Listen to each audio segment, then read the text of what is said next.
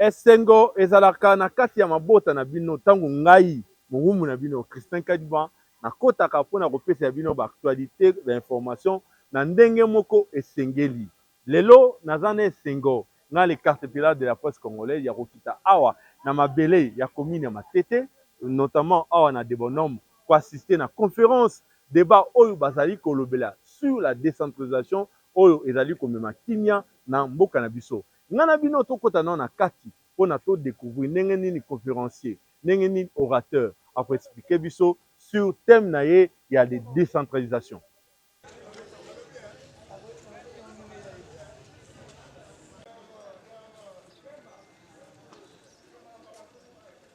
Chaque fois qu'on a une activité qui se limite dans une collectivité, qui ne concerne que la collectivité, pouvons-nous continuer avec la décentralisation ou bien les progrès sociaux.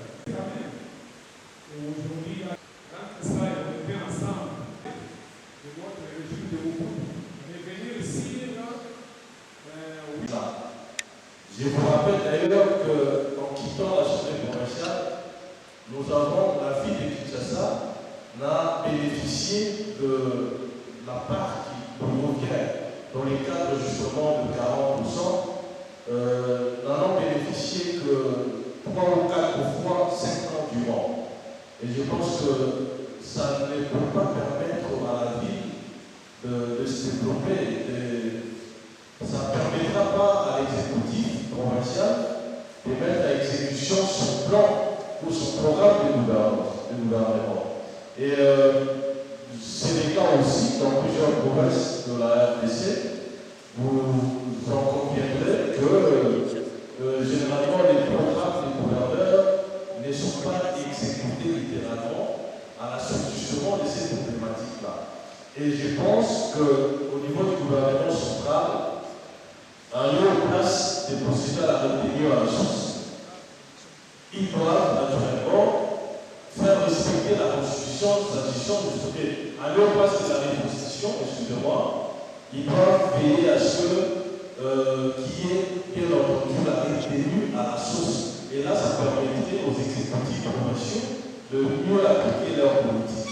Donc, en tant que législateur, puisque c'est de moi qu'il s'agit, nous allons aussi faire en sorte que, puisque nous en avons payé les plus forts en tant qu'ancien responsable de la ville de Kinshasa, et était vice-président de l'Assemblée provinciale, et nous devons faire en sorte que nous ne puissions plus demeurer dans cette violation flagrante de la Constitution.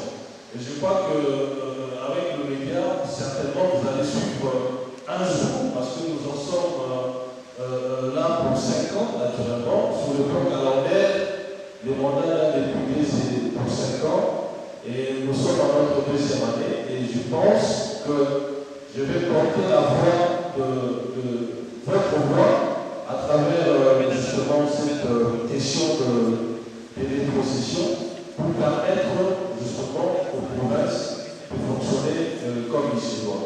Merci professeur, et je vous félicite aussi pour votre brillant exposé. Merci. 2021, la bibliothèque de France. En France, et par subdivision des provinces au Congo.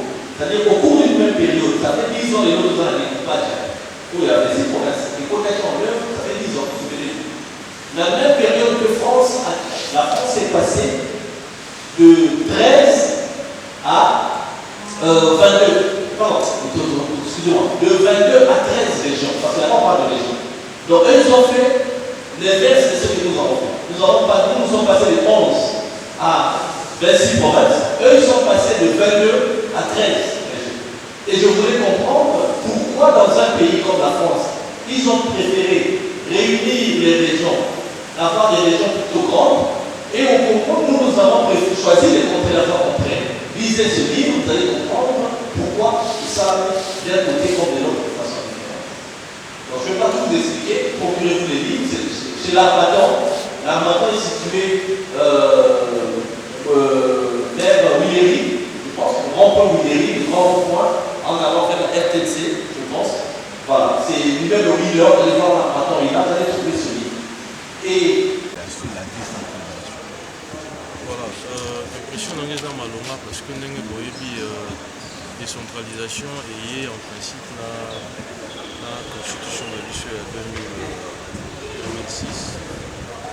Décentralisation ça fait aujourd'hui pratiquement 18 ans. Ça va faire 19 ans en 2025, 2026 ans. C'est ça non? Thématiquement. Voilà. Batebele comprena ya momalamité. Ce qui fait que la RDC a du mal à décoller. C'est-à-dire qu'au monde, matière où on a compétence à la province, il y a ETD, au monde parfois au niveau gouvernement central, moi gérant ses alliés, au monde appelé bateau, bazan à ETD, bazan à niveau de la province, bazan à bateau moussa na mes amis. Et il était important d'organiser vraiment des séminaires. Il est important d'organiser des séminaires pour que les gens puissent comprendre. Et le professeur Patrick Mboyo, qui est un ancien condisciple, un ami, et Bela Makambo, il y a avantages et désavantages de la décentralisation. Je pense que s'agissant de la question, on peut tout nier. Alors dit clairement qu'il y a un thème de développement. Moi je pense que forme union sur l'État. Et à la régime, et à la base il y a développement, tout il y a un développement. Les a plus bateaux appliqués justement ma texte qui existait. Les salariés que les difficultés on a parlé par exemple il y a la rétrocession. Alors la constitution on a vu sur le la rétrocession, le la retenu à la source. Donc ceux qui posent à niveau gouvernement central et qui vont éviter qu'ils aient retenu à la source, ils ne vont éviter la rétrocession. Et il y a des difficultés parce que déjà rétrocession ils ont malongaté, ce qui fait que bon au niveau du gouvernement central et que besoin de se poser par exemple guerre dans la situation de guerre, les gens vont affecter la situation. Dans notre temps, la province est la victime. En bon on va servir dans le projet de développement de la province. Donc ce qui fait que parfois les textes sont toujours appliqués en malamouté et c'est tout multiplier l'initiative pour que la population ait la maîtrise ya makambo oyo eza na kati ya mibeko na biso. Voilà. Sanction nini oyo mibeko ezwa epai ya bakonzi oyo soki bazwi na retenir la source me basalelaka yango te na ndenge moko ya malonga baza na retenir la source mais tozomona impact ya retenir la source te na kati ya province. Retenir la source nano esalama te. Mibeko lobi retenir la source mais lobi so tokenda na makambo ya rétrocession.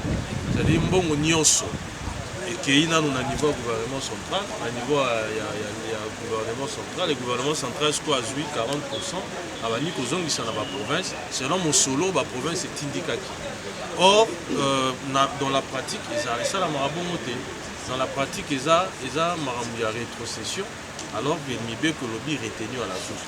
Donc retenu à la source eza bien parce que au moins chaque mois to chaque trimestre la province bana kozwa mosolo oyo l'État atie na kati ya mibeko directement ils ont permettre vraiment d'exécuter le programme na bango. Or ce qui est comme makambo ba rétrocession mais comme ba longue histoire.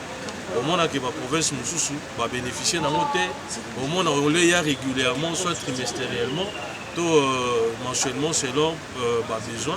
Au moins que les a parfois une fois l'an. Or ils ont empêché le développement de la province et en même temps une entité décentralisée. Merci beaucoup.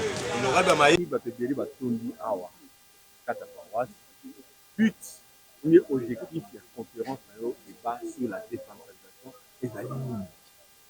L'objectif principal est que ndeko nyonso bayaki bakongolais bakongomani ndenge tolobaka bango nyonso bayeba ete na kati ya mboka oyo constitution eprévoya procédé moko babengi yango décentralisation. Décentralisation ezali un élément oyo ekoki kopermettre biso bana mboka to travailler pour la paix. Tosololi yango awa mingi tobimisi ke na décentralisation il y a l'aspect identitaire lelo oyo bakongolais bazali toyei na 26 provinces. Mais tout s'identifier à mingi dans la province, il y a 11 régions. Grand Kasaï, Grand Équateur, Grand Bandundu, Grand Katanga, surtout Grand Kivu. Alors, il faut que vous sachiez la yango pour aimer la biso kimia. Surtout que la population se trouve dans mboka le Congo, puis dans mboka lokwa Angola, dans mboka lokwa Zambie, même dans mboka lokwa Rwanda. O le sali makapo na kimia ezala na mboka mususu entre Angola na Congo. Angola, Congo na Zambie, ça m'a fait entre Congo et Rwanda, la population, tout ça, la bango en commun. Voilà pourquoi tout cela dit que décentralisation, oui, que ça fait facteur y a paix, bah en jeu na yango to bimisa ki yango na kati ya conférence. Oh, na kati ya exposé na yo. Ozolobela sur la décentralisation et ekomema kimia. Ekomema kimia na lolenge nini? Na lolenge d'abord à liboso était Congolais nyonso to ayeba nani asalaka nini na liboso ya décentralisation. C'est-à-dire avant okende komona gouvernement national, otuna bakondi boza kosala nini niveau national, banana na niveau provincial. Ozalaka na gouverneur, ozalaka na ba député na yo ya province. Na niveau ya secteur P, secteur ezali une entité territoriale décentralisée. Ville ezali entité territoriale décentralisée. Avant que ndeko luka ba konta likolo tuna bango na boba na se basalaka nini po bazwaka mbongo o l'état pesaka bango par rapport na principe ya autonomie na bango. Constitution lobi que ba entité territoriale décentralisée baza na autonomie financière, technique, matérielle, financière et même humaine. Alors autonomie de gestion baza na yango na libre administration wana basalaka na yango nini mbongo ya l'état ba pesaka bango kindaka wapi. Yango toza komona lelo soki ba inondation ezali, salité ezali, batu wana il faut ba répondre avant to koma na niveau ba autorité nationale. En français.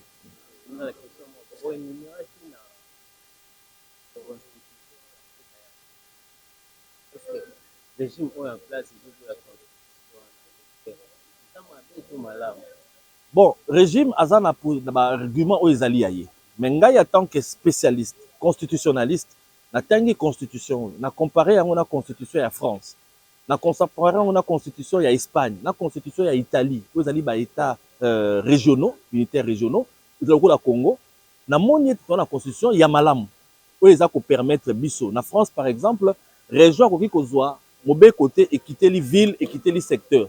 Mais na Congo toza la facilité wana. Lokola na Espagne pe na Italie. Donc le côté wana côté en tout cas côté décentralisation, constitution salami malamu. Mais là qu'on a remarqué à ma bezali nini mise en application dans zali malamu te. Pe surtout babilo comme sou ba quoi kezali par exemple likamba rétrocession, ils a rétrocession te. Constitution loba qu'il faut retenir à la source. Il faut bazonge la système on a retenu à 40% à la source. Pe balongo la ba gouverneur bazara lokwa ba représenter chef de l'État. Gouverneur à cause à représenter chef de l'État.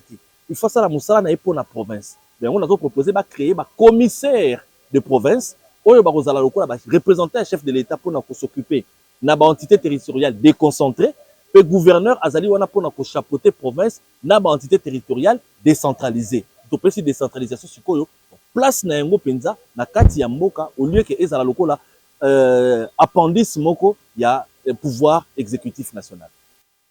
Esengo ezali parce que to wuti na kati wana to remarquer que conférencier na biso, orateur na biso Patrick Mboyo, oyo azali professeur d'université, pe azali docteur en droit, a wuti ko expliquer biso na mozindo nyonso sur la décentralisation, oyo ezali thème na ye oyo aponaki pour na conférence débat. A expliquer na mozindo que décentralisation et komema kimia na mboka na biso parce que wana eko permettre na chaque province bazala vraiment na ba moyen na bango ya ko fonctionner selon politique na bango.